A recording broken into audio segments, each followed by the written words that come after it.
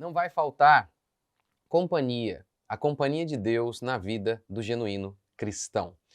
Graça e paz, bom dia, bora para mais um devocional. E a gente vai encerrar hoje o Salmo 23. Davi, ele se vê como uma ovelha.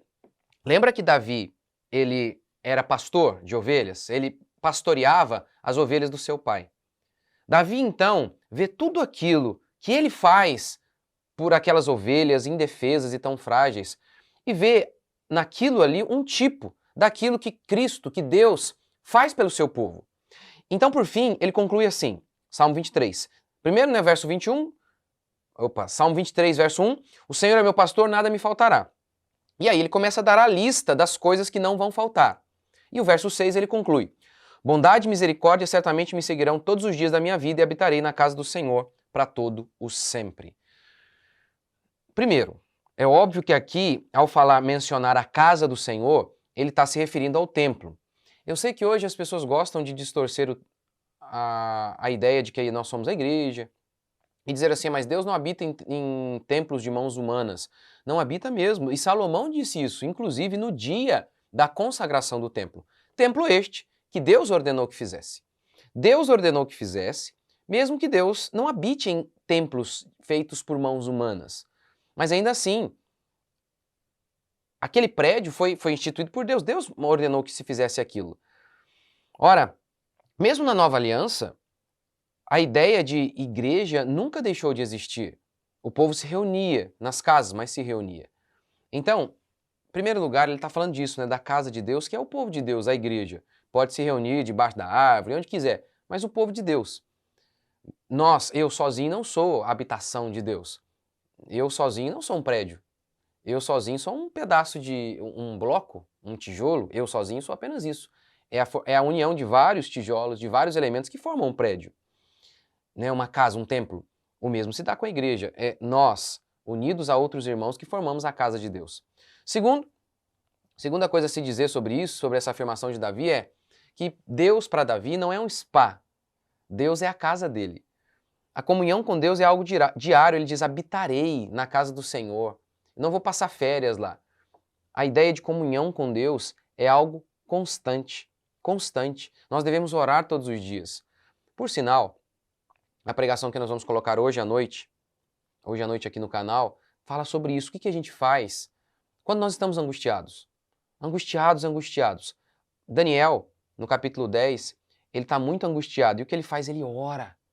Durante 3 semanas, e diz o texto bíblico, 3 semanas ele chorou. Então assista a pregação de hoje. Enfim, a comunhão é algo que tem que acontecer constantemente. Lá em casa a gente é ordem para as crianças, tem que orar todos os dias. Tem que orar, ter comunhão com Deus. É claro que aqui, quando Davi fala, não é?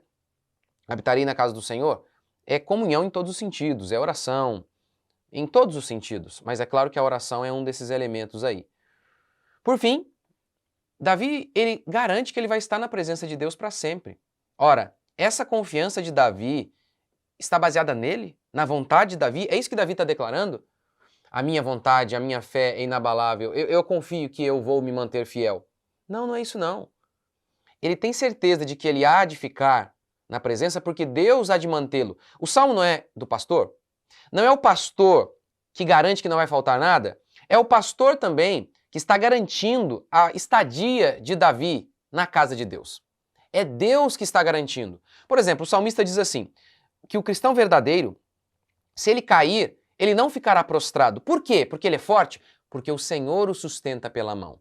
Em Filipenses 1,6, Paulo diz assim, e esta é a confiança que temos, estou plenamente certo de que aquele que começou boa obra em nós é fiel para completar. Deus ordenou assim, aquele que perseverar até o fim será salvo. Deus não concedeu aos eleitos apenas o dom de crer, mas o dom de perseverar. E na realidade, a fé do eleito é uma fé perseverante. Aqueles que realmente são de Deus, eles vão perseverar. Vão perseverar. Você lembra quando Jesus fez a oração a Deus e ele agradeceu em relação aos discípulos, dizendo assim, nenhum dos que tu me deste eu perdi. Nenhum. Porque Jesus o sustenta. É Ele quem garante que nós estaremos com Ele. Não temas. Se você é um cristão genuíno, Ele vai te prover o recurso que você precisa para sobreviver, Ele vai te dar consolo, Ele vai te dar direção e Ele também garante que Ele vai te dar força, Ele vai lhe dar força para que você permaneça no caminho. Aqueles que são de Deus vão chegar até o fim. Aqueles que foram eleitos antes da fundação do mundo pelo próprio Deus, eles vão chegar até o fim. Eles não vão desanimar. Eles podem desanimar e passar momentos de dificuldade, mas de alguma maneira Deus há de resgatá-los.